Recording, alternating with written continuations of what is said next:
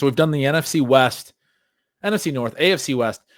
The way that it's listed here, it goes to the AFC East, Sean. The Bills minus 270. One of the teams, you mentioned you think the Broncos are going to be one of the next dominant teams in the AFC. I'm pretty into the Patriots right now. I'm pretty into the Drake May. We got Mike Vrabel. We got, Josh McDaniels back. I think they've got some stuff in place. I don't know that that's for 2025. I actually also kind of think it's sort of fun that Justin Fields will get an opportunity to kind of be the dude for the Jets. And they obviously have talent that we like. A lot of good running backs now, but Breece Hall, most notably. Garrett Wilson played with Justin Fields in college. I think Garrett Wilson's going to be okay. I mean, fine. It's going to be tough to get the volume that he may want or need. Do you have any? I think the Dolphins are kind of moving the wrong direction, unfortunately. Do you have any key notes on the AFC East?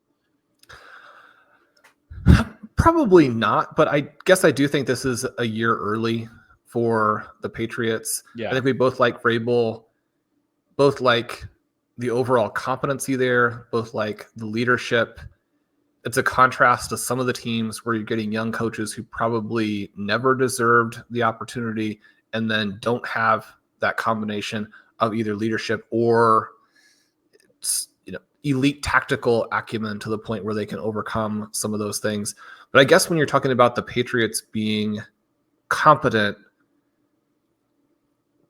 I mean, we're also huge Stephon Diggs fans, but I don't think that move really does a ton for them this year. It's going to be a tough start, right?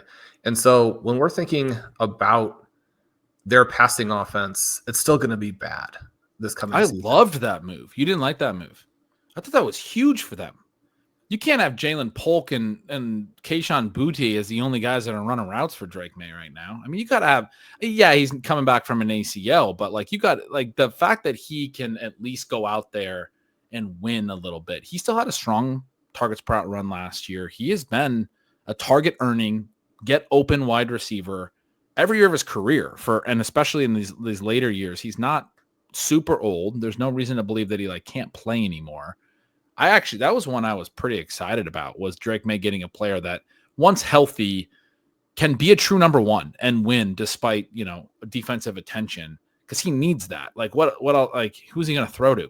It's going to have to be a rookie, and the rookie is going to have to come on right away for this to make sense.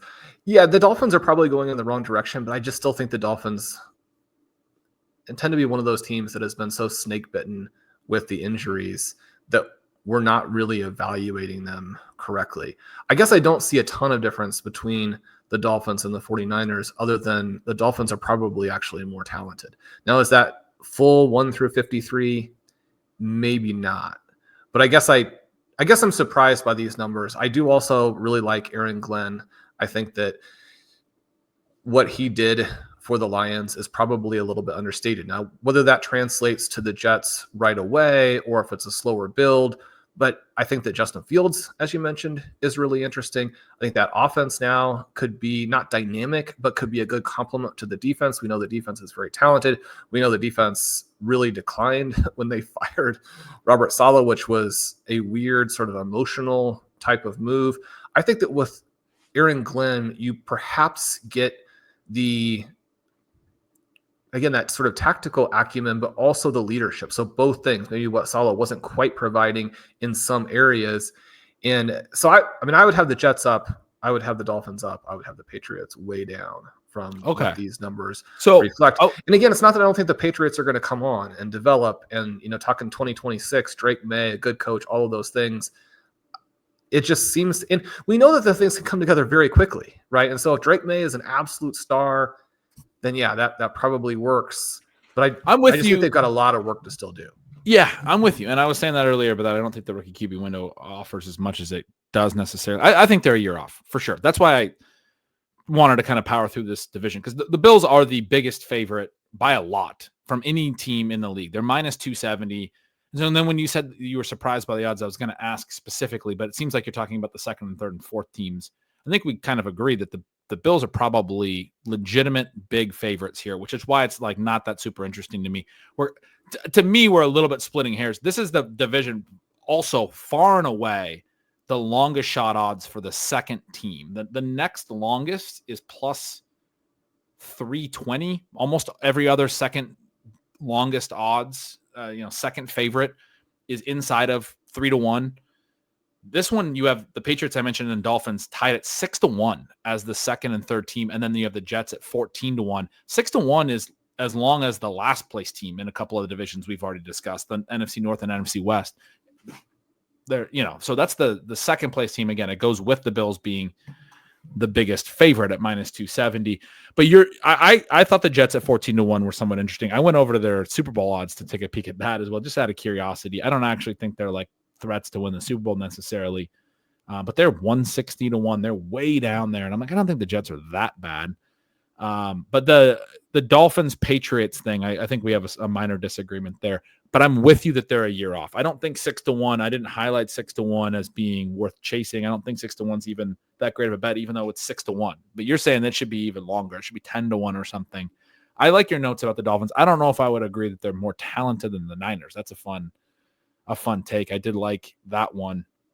It'll be interesting to see how their offseason develops. I haven't dug into them enough, I guess. So you're still a little bit in on the Mike McDaniel. I like that. I like hearing that. NFC East, we have the Eagles clear favorites minus 140, and then the Commanders, even though there is a clear favorite, at plus 195 as the clear second team. You got Dallas way down at plus 750. You got the Giants at 22-1. They signed Russell Wilson yesterday as we're recording this. They had already signed Jameis Winston. They basically decided they don't really care about the Aaron Rodgers sweepstakes anymore, or don't feel that they can win it, I guess. And so now we're in a position, I mean, with Russell Wilson and Jameis Winston, they're probably not going anywhere. That's the Russell Wilson thing was kind of disappointing for me, because if it was going to be Jameis Winston or like a rookie, then I could get pretty excited about, Neighbors would probably get some Winston games in there. Now it's like, man, if it winds up being Wilson for a lot of the year, the difference between Jameis, them off the board completely. Why are we even giving them odds? This is so gross. Sell all your Giants, contract this team. We can go with 31 teams in the NFL next year. There's absolutely no reason for Russell Wilson to be quarterbacking any team. Why would you sign both of those guys when then, I mean, now you've got to just start a rookie? Then I don't care for this. This is, I love that take. My big question on the NFC East, Sean, is can the Commanders unseat the Eagles? And I probably think it's more possible than others. Not because I think the Eagles have major issues, but there are ways that teams move back a little bit. I think it would be somewhat like the Lions and Vikings this past year, where these teams were playing on week 18, and they were both, what were they? They were both 14-2, and the Lions went to 15-2, and the Vikings fell back to 14-3. I mean, like I'm talking about teams that are beating everyone else on their schedule, and then it's the games against each other that determine the division. I think the Commanders could really be that good, I guess. Is that too much Commanders hype? And yeah, I mean, plus 195 is not really a bet that I want to go make, but I do think I guess I think they do have a shot to go try to unseat the Eagles and win the division. Yeah, the Eagles still seem like one of those teams that could bounce around a lot in the results. I don't think being easily the best team in the NFL at the, by the Super Bowl last year eliminates the possibility of a 2023 type of year, in that you still are having plenty of passing issues with Jalen Hurts. You're going through stretches where A.J. Brown is having to make comments like, what could we work on offense? Passing. You have some injuries on defense. You don't get the myriad long runs from Saquon Barkley. And this is a beatable team with, you have a little bit of a potential Super Bowl hangover type of deal, in that some of these things could snowball if they go in the wrong direction. So I think that there is a path for the Commanders just to win going away. The most likely thing is what you talked about, where We're in the middle of 2025, and it's just very clear. I don't think this is even a criticism of Jalen Hurts. I mean, he could be very good. And midway through next year, it's just like, I mean, Jaden Daniels is far and away the best quarterback in this division. And the Commanders continue to play these games where, especially if they're aggressive on fourth down, that the opponent doesn't have the ball very much, that the Commanders, I mean, your path to beating them is to hold them to field goals, which I think that they'll probably be more effective in the scoring area next year. And basically, I'm just saying they had some games last year where they kicked almost entirely field goals, and that would be kind of, again, your path. It's more about the Commanders taking the jump to being, basically a version of the Ravens or the Bills, but with a better QB. Now, are they as good completely top to bottom as those teams are, especially the Ravens? Probably not, right? That's a process that you have to go through. But if Jaden Daniels is the best QB in the NFL next year, from the perspective of what it really means to win football games, I mean, if it's a battle between him and Mahomes, and frankly, at this point, Mahomes and Andy Reid and the peripheral pieces, those receivers, have to take a real step to even be in that conversation. I mean, if it's Jaden Daniels as the guy, then there's no reason to not think of the Commanders in the same way that we think of the Ravens and the Bills. And that would certainly be a problem for the Philadelphia Eagles. That's right. Yeah. I mean, it would be a division where you have two really great teams. It's tough to hear for, like, for example, and certainly everything you just said about the Giants, very funny. But for example, Cowboys fans whose ownership doesn't really seem serious. I mean, the Cowboys, they've been a little bit of a laughingstock and a little bit of a punching bag for a while now, but they've still been vaguely competitive or within shouting distance of competitive. Well, one of the reasons that they, end up as a punching bag is that they go into the playoffs and then lose a playoff game they're expected to win. In order for that to even be the case, you have to get into the playoffs and be expected to win the first round game. I mean, that speaks to a pretty good team. Are you thinking that they're that talented? No, what I'm saying is, what I'm saying is they've had that and they've been trying to go to the next level, and instead they're probably going the other way and looking like if the Commanders are as good as we're talking about, they're just going to be an also-ran, the Cowboys. They're just not going to be competitive enough in a division that's going to have two really, really good teams. I think it's going to be really tricky. Even if they're good, even if they're better than expectations, you're thinking about them like the Packers from this past year where you had the Lions and the Vikings up top. The Packers get in, they wind up as a 7 seed, they get blown out in the first round. Thanks for coming, and that was a disappointing outcome for the Packers. That seems like the upside for the Cowboys in 2025 is if they can make this into a 3-horse race in this division somehow. But to me, I mean, you're probably looking at a 7-win team or 6-win team, which is kind of tough. I mean, that's not what Cowboys fans want to think of their team as. They're one of the most followed teams in the league. But and it's everyone talks about how long their drought's been since their last, Super Bowl, and it's been since then that they've even played in an NFC championship, if I recall correctly. I think it's been longer than any other team in the NFC, if I have that right, that they have not played in the NFC championship 20-something years or whatever. And it doesn't seem like that streak is going to be ending in the short term. I mean, it seems like this division is getting away from them quickly. Few more divisions, Sean. The AFC North, really fascinating one. The Browns, talk about getting away from them quickly. The Browns are a team that, I mean, look, I want to like the Browns. Browns fans are long-suffering fans. The stuff like in the late 80s, they got close. You got the drive. You got all these things, the Ernst Beiner's fumble, et cetera, et cetera, et cetera. And then they lose their team, and their team comes back. I've always had a soft spot for the Browns. It reminds me very much of a lot of my Seattle teams. You got the Mariners were awesome in the 90s with Griffey and everything, but they never actually got over the hump. And then they had the 2001 year. They won 116 games, but they never got over the hump that year either. And then they were just bad for 20 years right after that. Like they weren't able to build off that.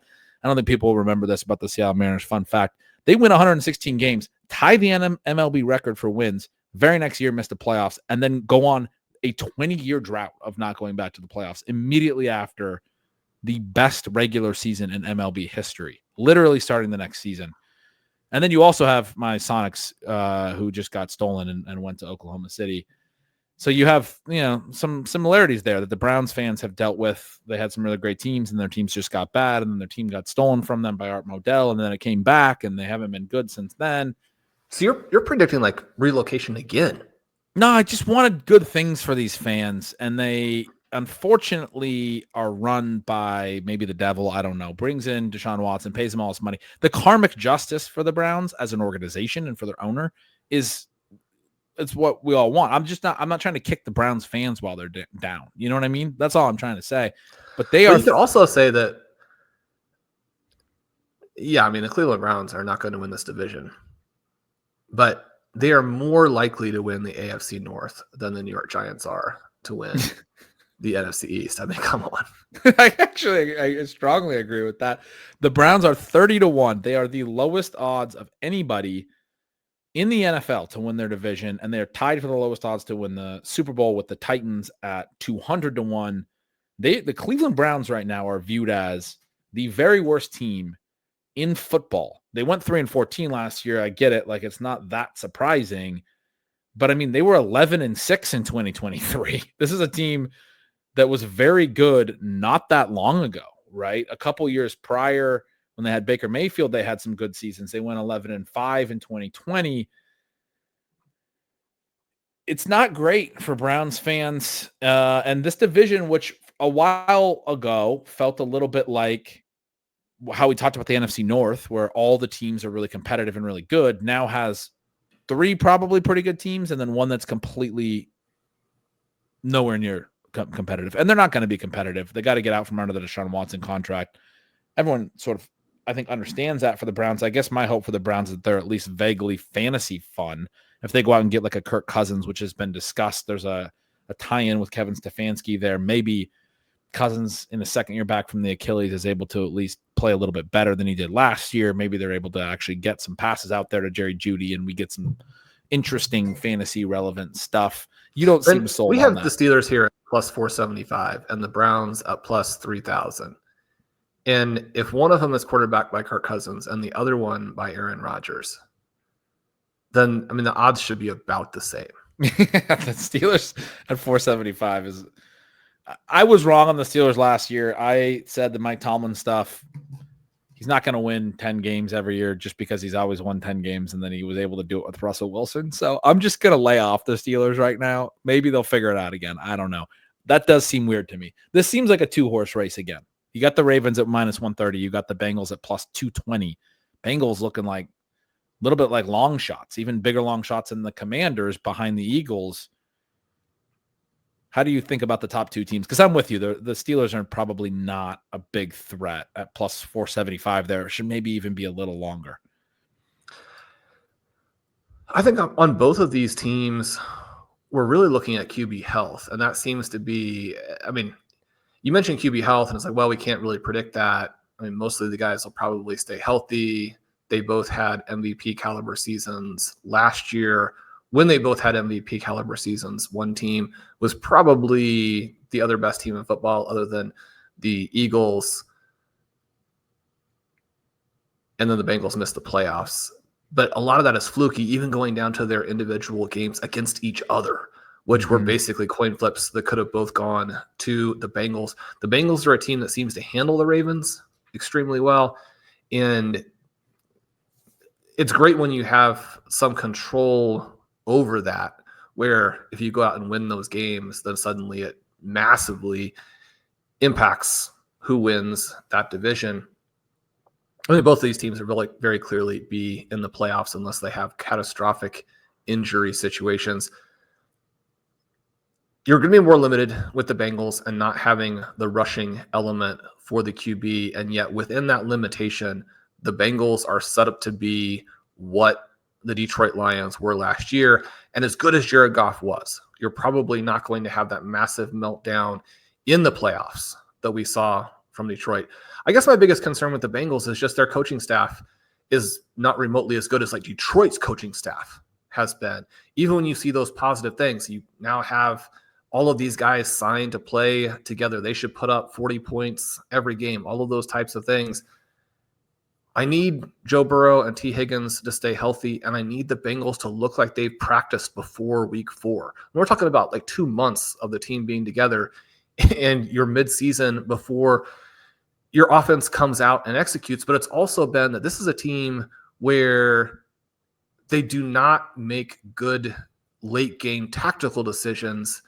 I don't know when the Ravens are your big rival that you can consistently butcher end of game decisions and come out on top, even though I think there's a great chance that the Bengals are even with the Ravens next year if you don't include some of the things like that, but it probably do matter quite a bit.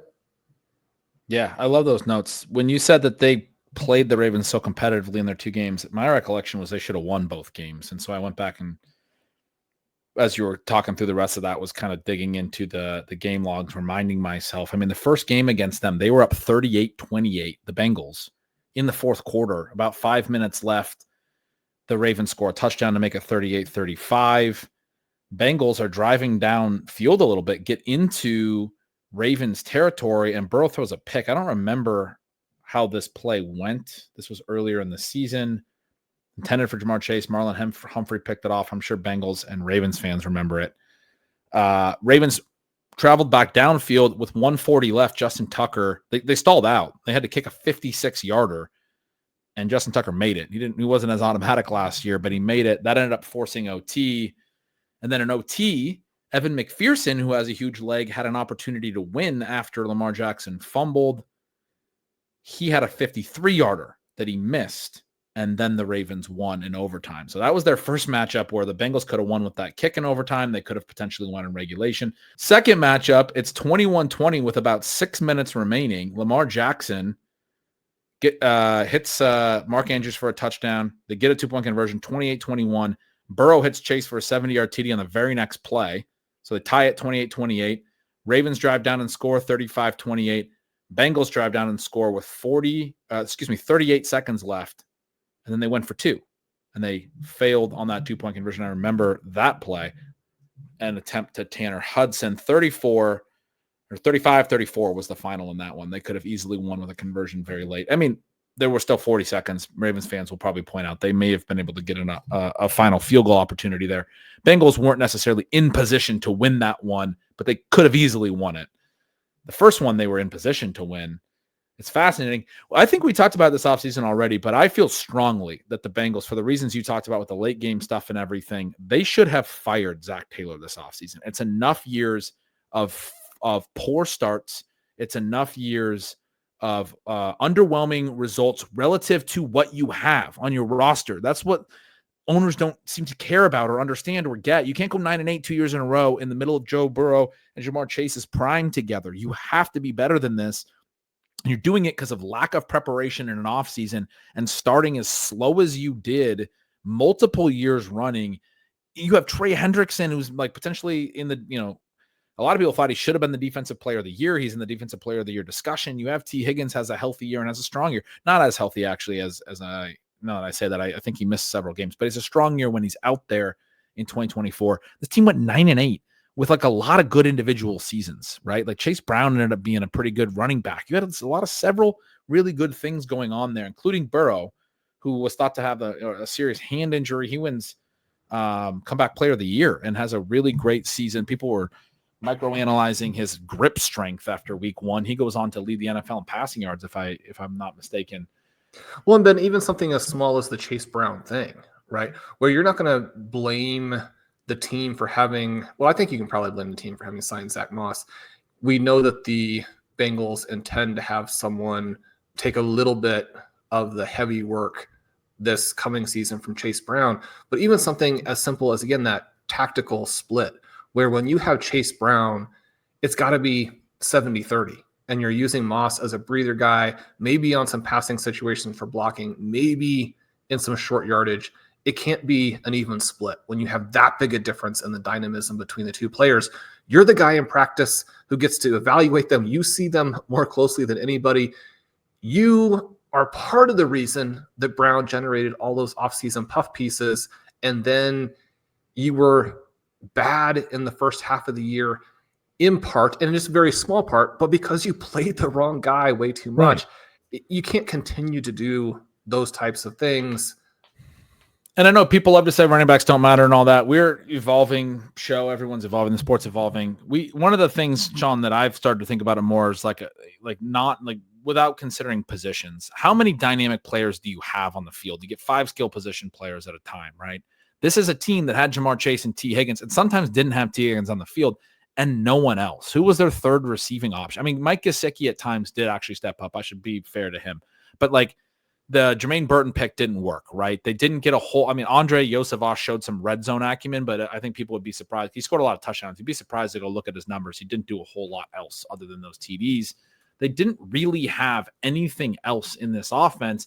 They needed another consistently dynamic presence in their offense that you can run plays to, or at least threatens defenders. You got to keep guys in certain spots in the game plan. That's what I remember writing about in Stealing Signals. They got to play Chase Brown more because he's shown, and he was showing in a lot of the advanced metrics and everything, that he's that dynamic of a runner relative to Moss, at least. You're giving yourself way more opportunity for the big play and those types of things, which you needed somewhere other than Chase and the sometimes injured Higgins. You needed something else. And they're like, yeah, no, we're going to keep putting Zach Moss out there. And it's just, what are you doing? It's not you whether he's a running back or not, he's your second or third best offensive player right now. Anyway, I like your breakdown there that the Ravens and Bengals probably closer than these odds suggest, maybe from pure talent. Probably that the odds are not that far off when you start to consider the coaching stuff and the late game stuff and the way that these things are probably not purely fluky, that the Bengals continue to come up short in some of these situations, despite the fact that Joe Burrow plays really well typically in late game situations. He's one of the better sort of clutch quarterbacks you'll see out there. Won a national championship, obviously. Collegiately has won multiple road playoff games against really good teams in the AFC. In their defense, right? Unlike some of the trendier AFC teams, they actually have gotten through Kansas City and gotten into the Super Bowl. That's right. They have done enough that you understand why people are still in on Zach Taylor. But that is an interesting division there. It feels like it's trending toward 2-team division. The last 2 divisions we haven't talked about, Shawn, are the 2 divisions I called the weakest in the NFL a little bit ago, AFC South and NFC South. Their division favorites are the Texans and the Bucs. They're both right around even money to win the division. They are both on DraftKings at 35-1 to win the Super Bowl. 35-1 puts them outside the top 12 teams. There's 12 teams that are 30-1 or better from the other 6 divisions. So an average of 2 teams per division from the rest of the NFL are 30-1 or better. These 2 divisions, the top favorite in the division, 35-1, tied with the Chicago Bears, who are the 4th best odds just in the NFC North alone, at 35-1 there. And obviously those odds, those Super Bowl odds, consider the fact that these teams have a better path to winning their division and thus getting into a playoff game, presumably a home playoff game. We don't actually necessarily know. I know there's been talk with the competition committee of doing away with that and allowing wild card teams. So they haven't announced all the competition committee changes yet, but the possibility, I think, does exist this offseason that the wild card teams could host over a division winner relative to their actual win-loss records. Like the Vikings last year being one of the top win-loss records in the NFC would have then still been able to host on wild card weekend. Not sure how that will play out for 2025. But then did you say the Titans are dead last in Super Bowl odds? They're tied for dead last, and they're 8-1 in the AFC South. I'm just going to say that's very clearly wrong, in part for the reason you mentioned, which is that they're much more likely to make the playoffs than a whole host of other teams. Yeah. And just that shifts it enough. Yeah. Even if they're not going to be good. I mean, you have kind of already set this up, but the AFC South did not have a team with a positive point differential, and I believe they were minus 314 overall. Now, the Titans were the worst, but they're also in some ways have the easiest path to get better because Cam Moore does look like a good prospect. He is going to be picked by them. And suddenly that right there, can launch you pretty quickly. especially in a bad division. The last thing I was going to say as I was setting this up is the Jaguars are second in the division. They're at plus 320. I was referencing the Super Bowl odds. They're at 110-1 plus 11,000, right? 110-1. There's only 9 teams in the league that are over 100-1 or even over 75-1. These are like considered the 9 worst teams in the league that basically have no shot. Like all these other long shots are at 75-1. That includes like the Patriots. We talked about they might be a year away, right? That includes the Cardinals, who you thought are interesting at 75-1. Jaguars, 110-1. They're in that next tier. It's a significant group back. My point is they are second in the division. The Colts are also at 110-1. They're slightly lower in division odds. And the Titans are at 200-1. 3 of the 9 teams at the bottom here come from this division. That I ended up marking the Texans at they're at even odds, plus 100 to win the division. They're not at minus odds because they had a really disappointing 2024. And I don't really love what we saw from D'Amico Ryans on a number of levels. I didn't like the whole tough guy stuff when Trevor Lawrence got the concussion and we're going to act like that wasn't a cheap shot. The quarterback slide late. And so we're going to just like literally take the dude's head off. I mean, that's insane to me. And then some of the other stuff that occurred in the postseason, I can't remember, I guess everything. They had a special teams guy push a coach. It's just like a lot of stuff that's like, I mean, I thought D'Amico Ryans was more of a disciplinarian, I guess, and like a locker room guy. And it seemed like their sideline wasn't actually what I maybe would have assumed that it was. And so maybe I'm not as excited about the Texans going forward. Obviously, CJ Stroud took a big step back last year. They now lose Diggs. They're probably not going to have Tank Dell back. It's a completely different thing. They do get Christian Kirk at least to help fill that void at the receiver position. They still have Nico Collins, who's a true star. But basically, I look at this and I say the Texans are plus 100, despite the fact that you're telling me the other 3 teams are in that tier of the bottom 9 teams in the league that have no shot. And I actually think it's probably unfair to the Jaguars and the Colts too, because I think Liam Cohen could be a decent coach for them. Maybe Trevor Lawrence turns it around. Brian Thomas looks like a true star as well. The Colts, Shane Steichen looks like a good coach, probably going to play Anthony Richardson too much, but maybe Daniel Jones winds up being the answer there in a way that they're able to sneak into the postseason or something. I don't know. You're smirking over here. You're smiling. Well, I'm just thinking about the fact that I love Daniel Jones, and I also just think there's no path to being like the division winner that way. They seem like they should be dead last to me. They should be dead last to you. And maybe that's fair. But I highlighted the Texans at plus 100 again, purely because the other 3 teams are all in this bottom 9. The Texans at 35-1, I think, are already getting hit pretty heavily on the Super Bowl odds side for their bad 2024. Still have a lot of talent, man. They still have Will Anderson on the defensive side. They still have Danielle Hunter. They still have a lot of guys alongside. Basically, my point is that what the odds are not baking in is the possibility that CJ Stroud bounces back in 2025. We see a little bit more of 2023. Do you think that's possible from him? That we could maybe it was a sophomore slump and we get back to a little bit more of the 2023 stuff. But my other key point would be they still won the division in 2024. Even when he was playing poorly, this division is so bad that they still won the division. You're getting even odds on a team that doesn't probably need that rebound to win this division. They're probably pretty clearly the best team because of Nico Collins and Will Anderson and Danielle Hunter and all of those guys. You know what I mean? Yeah, I think so much of this boils down to, were the Texans the defense that we saw early and the defense that we saw in the playoffs, where, even that seems like it was affected in part due to the suspensions in the dirty play that you referenced. But then obviously it's almost entirely otherwise on Stroud and whether he is the star. I think that it's pretty unlikely someone who played as well as he played as a rookie goes on to be bad. It's a question of, do you eventually bounce back to sort of a Justin Herbert type of level, or are you merely good? Because it's probably not a talented enough team overall if he's merely good.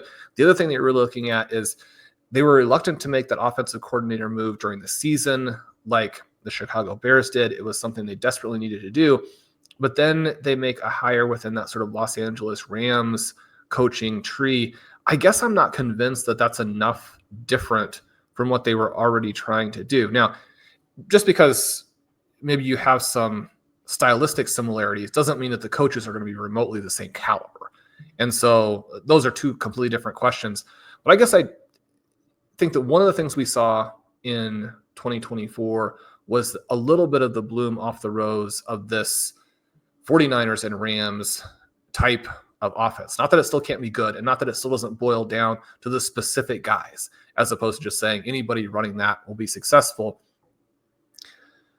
But I think that we're going to see more styles of offense. We're going to see other people come out of it. This didn't seem to me like the most dynamic approach to it. But the other thing that it kind of signals to me is that this is going to be a team with a defensive identity.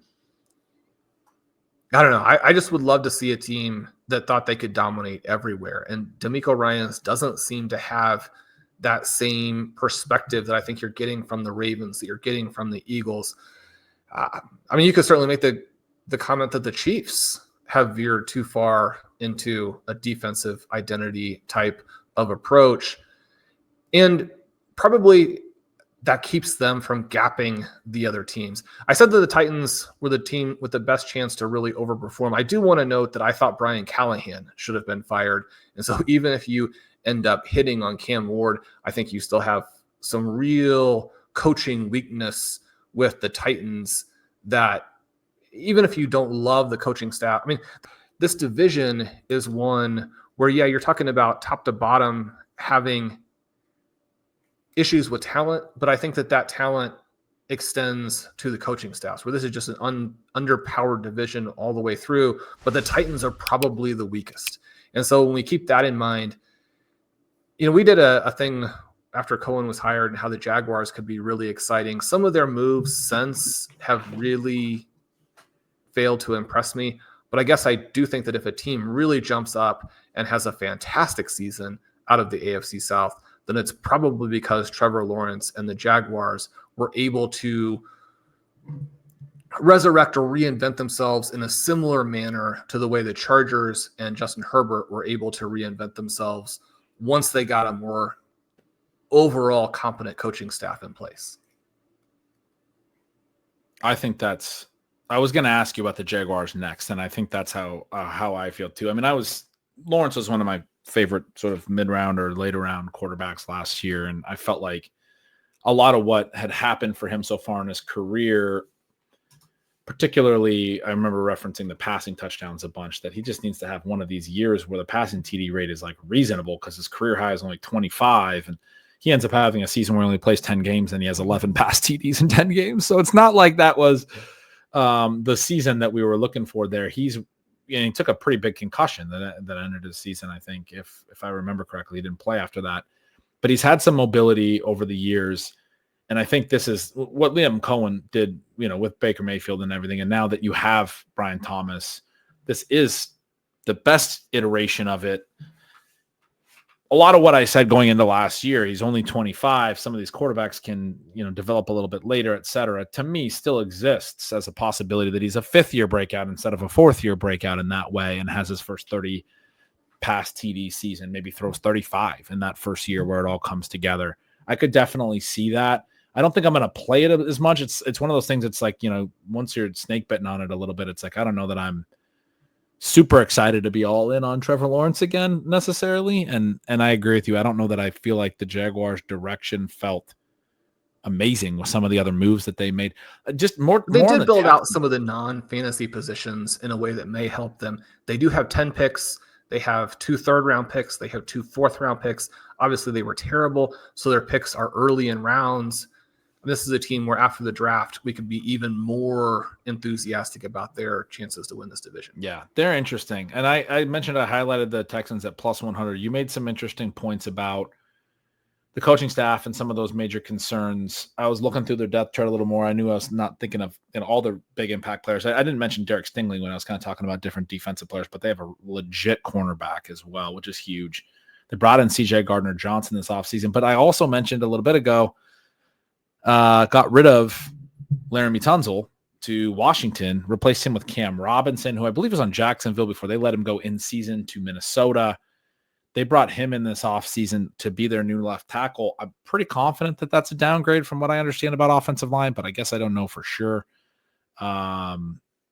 Not somebody who keeps up on offensive line play as well as I should, especially in March. But their offensive line was really bad last year and potentially could be worse, is the unfortunate reality there. You start talking about those non-fantasy positions.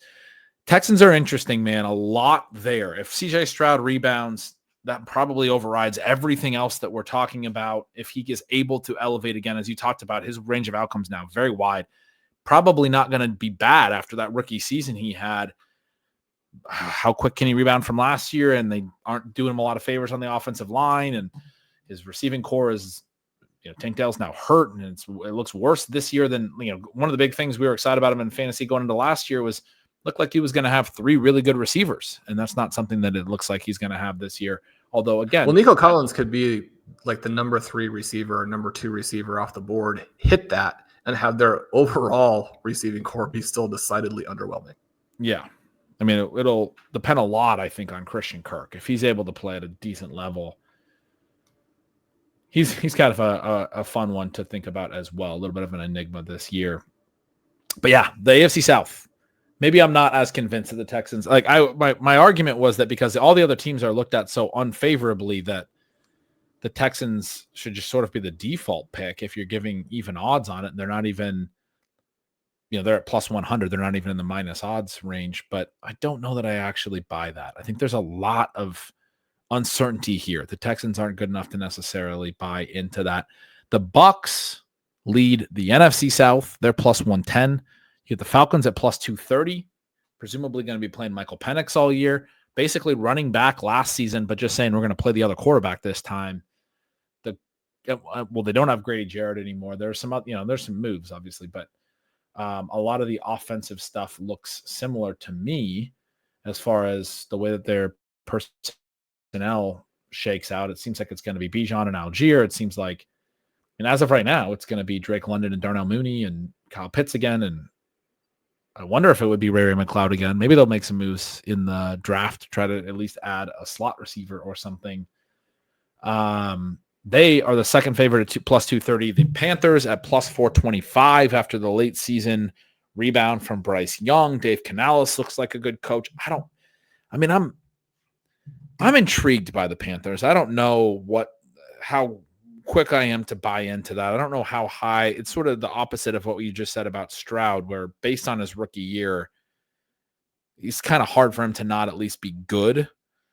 Based on Bryce Young's rookie year, he played legitimately good football last year. I don't want to forget that. Like, he played at a legitimately good level. It took people too long to figure it out in the middle of the season. I remember writing about it every week.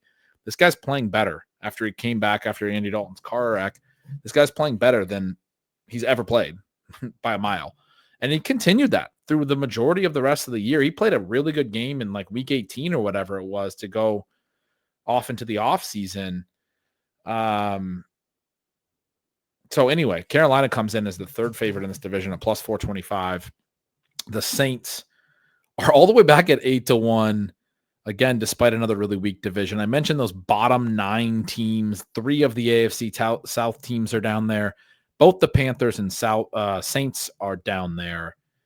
The Falcons are in that next tier up. They're one of those teams at 75-1. But this is another division where it's almost like, okay, the Bucs are the favorite by default. We have them at 35-1 in Super Bowl odds. We have them outside the top 12 Super Bowl teams, but they're the fairly strong favorites to win the division. I guess if I was picking someone here, Sean, I think I would take the Falcons at plus 230. I just like that you're getting more than double your money on the Bucs bet at plus 110. I think they're probably fairly similar. I think if Penix can play like he did, he only had 3 starts last year, but if he can play somewhat like that and attack those seams in the intermediate range, we've talked a little bit about that since the end of last season, that it really opened up the rushing game for Bijan Robinson. I think he had 90-plus yards and 2 rushing TDs in all 3 of Penix's starts. You had Drake London with some big receiving lines in those 3 Penix starts. Very small sample, but a guy who showed in a very small sample at the NFL level that pretty quickly he was able to hit some of the throws and do some of the things that he was able to do in college. And if you show that kind of comfortability in a small sample, that's better than not showing it, obviously. If he's able to at least give enough of a threat to the pass game into those deep intermediate ranges to cause defenses to care a lot about the pass game and open up the rushing lanes like we've seen from so many of these offenses, it's a functional offense to me pretty quickly. I don't know how good the defense is or anything else, but the Falcons seem like they could be a little bit better this year. They were competitive last year. They were in the hunt for the division when they had to bench Cousins, despite Cousins playing pretty poorly. And this is one of those situations where, yeah, you have a first-year quarterback, but he showed you a small sample of pretty positive stuff, and he could maybe be an upgrade at quarterback. This is what we said about Bo Nix last year, by the way, Sean. We were talking about people were underestimating how bad Russell Wilson was the year prior, and they're thinking, well, they got a rookie quarterback this year. They're going to be terrible. Their win over-under was like 4.5. I had the over on that. I had the over on alt lines up to like 6.5 or 7.5, and they all hit over at stealing lines because the Broncos look like a team that was much better than that because their rookie quarterback was probably going to be a quarterback upgrade because that's how bad their veteran was the year prior and how Peyton wasn't really able to run the offense the way he wanted to with Wilson. That's how it felt with Cousins at times last year. They weren't able to move him around. There was a lot of talk about him just drop back throw, no movement, no mobility, nothing. And Penix isn't necessarily the guy who likes to scramble a bunch or anything, but it shouldn't hamper their ability to run an offense the way that Cousins probably did. And so he may, without even being a star right away, just be an upgrade that allows them to find the success that they, going into last year, were favored to win this division that they were expected to have last year. So I kind of like them at plus 230, a little bit better odds than the Bucs, and I think they're probably co-favorites to me. Don't know if I am in there on the Panthers at plus 425 and fully buying that they can go all the way up to the top of the division. I think they'll be good. I think Bryce Young will be okay. He'll be solid again. Definitely don't want to bet on the Saints at 8-1. I don't know. I'm curious about after you told me the Titans at 8-1 are got a lot of room to grow. Are the Saints similar? Do they have a lot of room to grow? I'm going to say Derek Carr is underrated, but no, I don't think that's the Saints have managed to get themselves into this category where they're just not an interesting team. I'm going to play devil's advocate with you, though, on the other three squads here, where the Bucs, I think, because the division was bad, because they were only 10-7, it's easy to overlook just how dynamic they really were. And I would argue on both sides of the ball, they, were plus 117 last year. That's a huge advantage over any of the rest of the teams in the division. We talked about how we think that the Commanders could end up basically being the best team in football last year. The Bucs had some really rough things happen to them in the first round playoff game to not defeat the Commanders in that game. Multiple fumbles late in that game. Should have won. Should have won. Baker Mayfield right now is playing fantastic football. They have put elite pieces around him. They have the three receivers. You have Bucky Irving being one of the best running backs in the NFL right away. You have an offensive line that grades extremely well. I think this team is significantly gapped from the rest of the division. But the real kind of contrast that I want to give for you is Falcons versus Panthers. Now, we need to note that the Panthers are starting from a much, much lower level. They're way, way back. I do think it's potentially interesting that the Falcons have two different players who sign elsewhere, I believe both with the Bears, who get $40 million contracts. So you lose Grady Jarrett, you lose Drew Dahlman, defensive tackle center, you're losing the middle of the trenches for yourself. The Panthers, by contrast, sign a bunch of guys to big contracts. Now, whether or not that will really pay off for them in the end is still kind of up in the air. But we talk about how would you make a jump? How do these teams that have salary cap make moves? They signed two different players to $45 million plus contracts, three more to $10 million plus contracts. If you're buying that these signings, which are all on the defensive side of the ball, are going to round out that unit, and then you're excited about Bryce Young, it becomes a situation where maybe these two teams are not gapped as much. And then you look at the draft portion of things. The Falcons only have 5 picks. They don't have a third round pick. The Panthers are finally coming back out of that situation where the original trade for Bryce Young was such a debacle. They have the 9 picks. Obviously, they were bad, so their picks are early in rounds. They have the 8th pick, the 57th, the 74th, but then they have 2 fourths and 3 fifths. It's possible that what we're looking at from these two franchises is a Panthers roster that is dramatically filled out 2024 to 2025, where the Falcons, and maybe this goes back to the Cousins element, where, yeah, you take the 2 shots at QB and you have the rookie as the guy, but it still has these other repercussions where they are not as well positioned to round out their roster and make a jump as perhaps the Carolina Panthers have been. I think that's an interesting take. Certainly compelling. I like your notes about the Bucs. I was kind of just overlooking, man, they were good. They were good last year. That was the one thing in your devil's advocate there that I buy. I don't know that I would hold my position that I really like the Falcons bet from the perspective that the Bucs are probably they're probably not just a default favorite. I called them that because their Super Bowl odds are 35-1. Maybe they're a slightly interesting bet at that price because you're talking about the NFC being a little bit of a weaker conference. You're talking about a weak division, the potential to just win that division wouldn't be. I mean, if they play to a plus 100 type of point differential again, it wouldn't be that surprising if they weren't even just the 4 seed, but maybe could move into like the 3 seed or the 2 seed. Obviously, you have the Eagles, you have the Lions, probably the 49ers winning the West, depending, how those divisions all shake out. But injuries happen, different things could happen. Maybe the Bucs wind up having a surprising regular season. It gives them a nice path in the playoffs. And, you get into that type of situation in the weaker conference, you can make a Super Bowl. And you make a Super Bowl, you can win a Super Bowl. It's sort of the way that it works. A Super Bowl can go either way pretty much every year. So,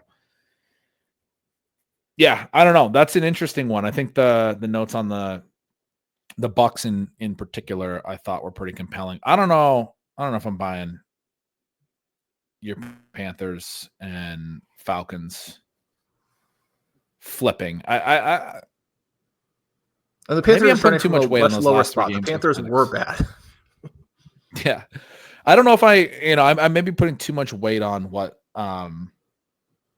those 3 Penix games were. And that week 18 game that I referenced that Bryce Young played really well, he outdueled Michael Penix. They won 44-38 in overtime in week 18. For anyone who doesn't remember this, in the Dome, it was a fun game. I mean, you had both Bryce Young and Michael Penix playing very good football. Young threw for 251 and 3. Penix threw for 312 and 2. He had an INT. Young did not. Penix took 1 sack, only for 2 yards lost. Young didn't take any sacks. These guys were getting the ball out, not taking sacks, completing passes. Young rushed for 2 touchdowns. Penix ran for 1. I mean, you also had that element in this game. 5 total touchdowns for Young. Drake London, 10 catches, 187, 2 TDs. Bijan Robinson, 170 and 2 on the ground. I mean, this was like the promise of coming into the year. If you knew that Kyle Pitts was not going to do anything and not be a whole lot, this is what you hoped for. You hoped for a quarterback that could run this offense, throw for 300 yards, get a lot of passes to Drake London. It would open things up for Bijan Robinson to run 170 yards and 2 touchdowns. Like where was that Bijan Robinson in my fantasy championships and all throughout the regular season? That was probably his best rushing game of the year, if I'm not mistaken.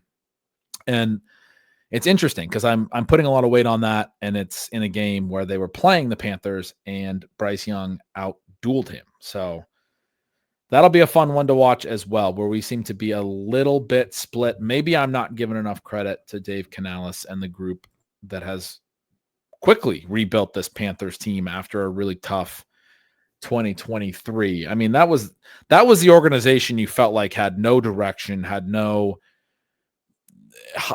optimism at all. They had traded everything to get Bryce Young, and then he had a horrible rookie year. And you're like, man, we got to go watch the Bears draft Caleb Williams first overall with our pick, in addition to having DJ Moore and other pieces.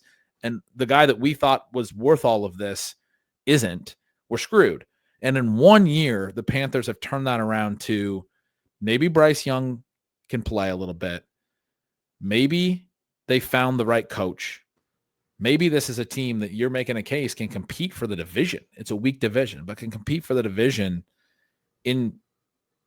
that'd be a quick timeline after what they were coming into 2024. So that's another team not that really has lean this way, Ben, but you talk about how quickly some of those things changed. It's certainly not impossible or even that unlikely at this point that out of Bryce Young, CJ Stroud, Caleb Williams, 3 QBs who will forever be linked, that Young is the best of the 3. Yeah, that's I'd still rank him third, but it's close now. I mean, it's not out of a decent argument. Yeah. Which, if you said that a year ago, would have felt insane. Even like not having seen Caleb Williams play and everything, it's like, no, I mean, Caleb Williams is a sure thing, right? He's going to be the best quarterback from that class. It was hard to imagine even the reality we have right now, which is that Jayden Daniels is probably just the better quarterback. Some people wanted to make that case.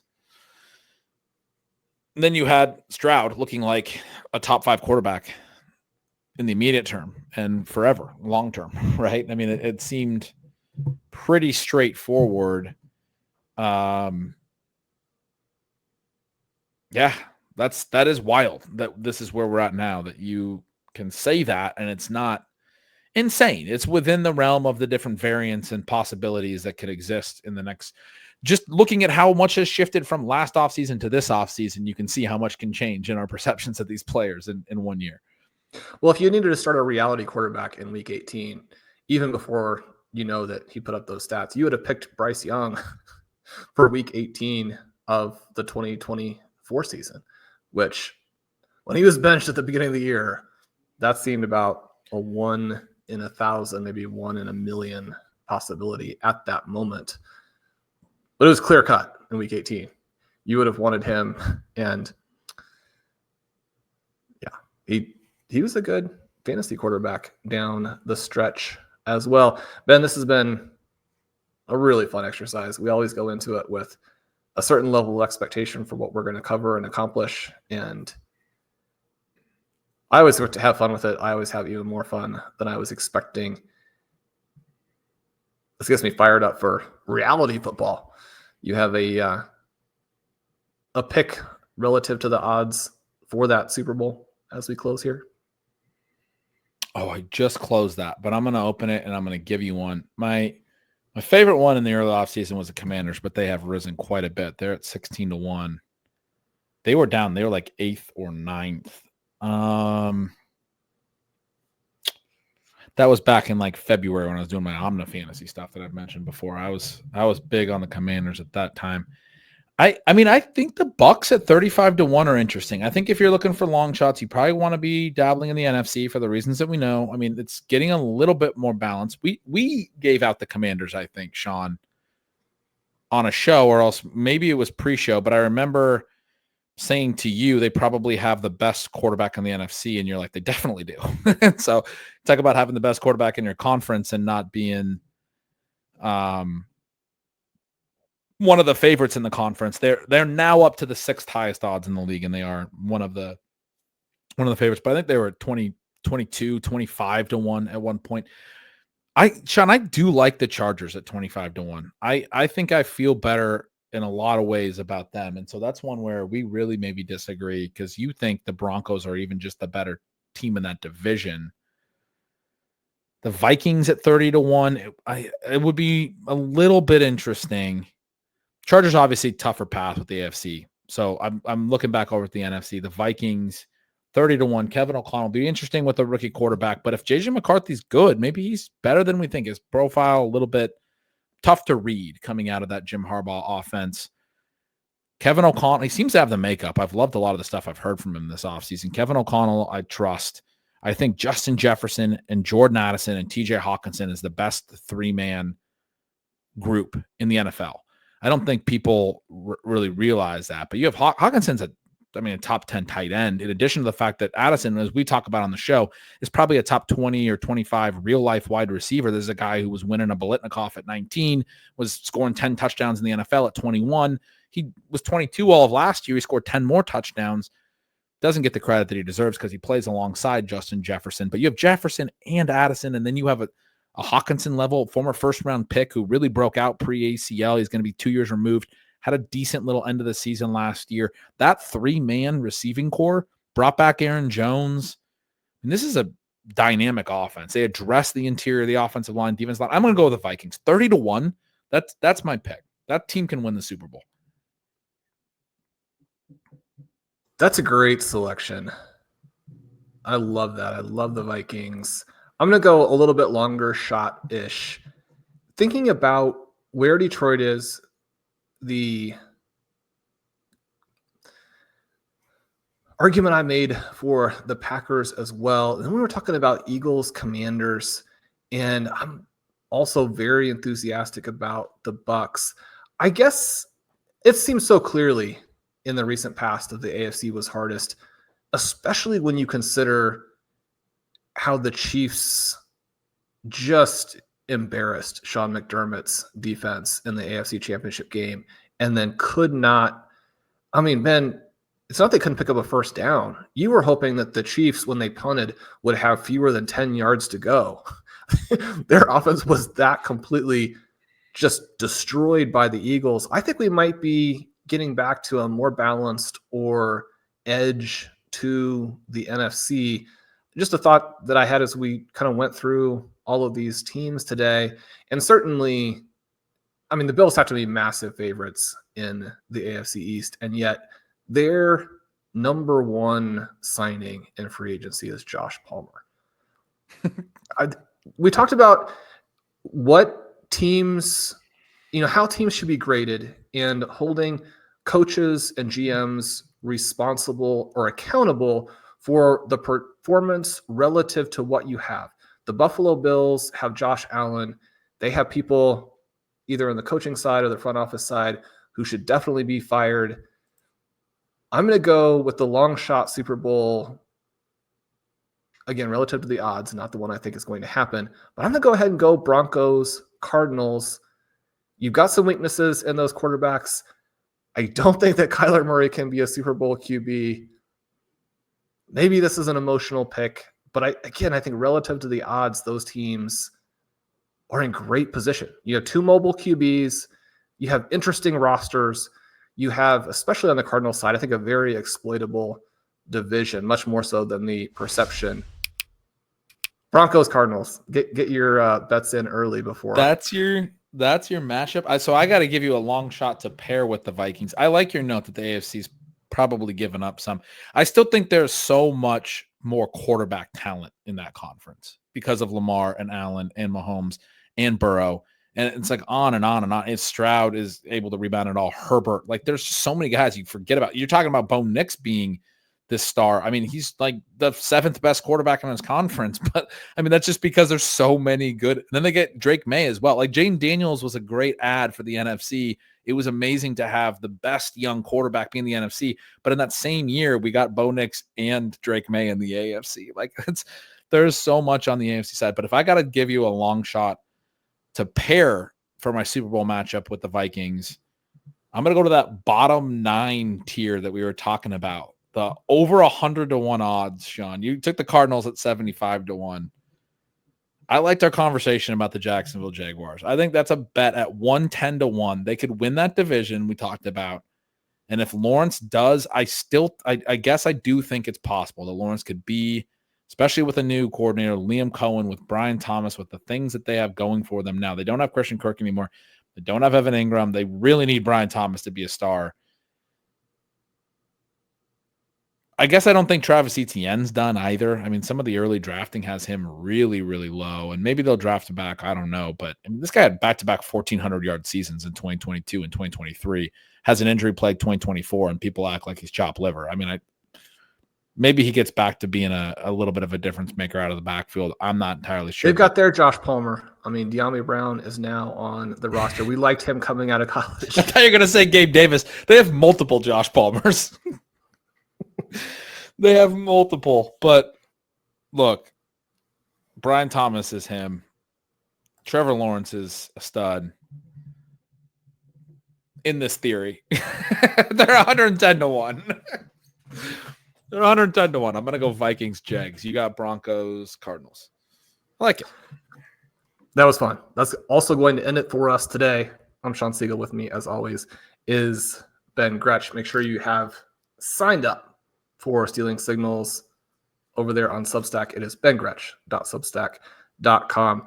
We have a lot of fun things planned for you on our relative sites. We'd love to have you guys over there at RotoViz, coupon code RVRadio2025 at checkout.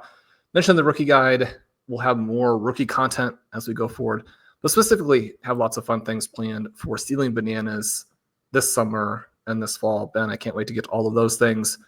We love you guys. We'll talk to you soon.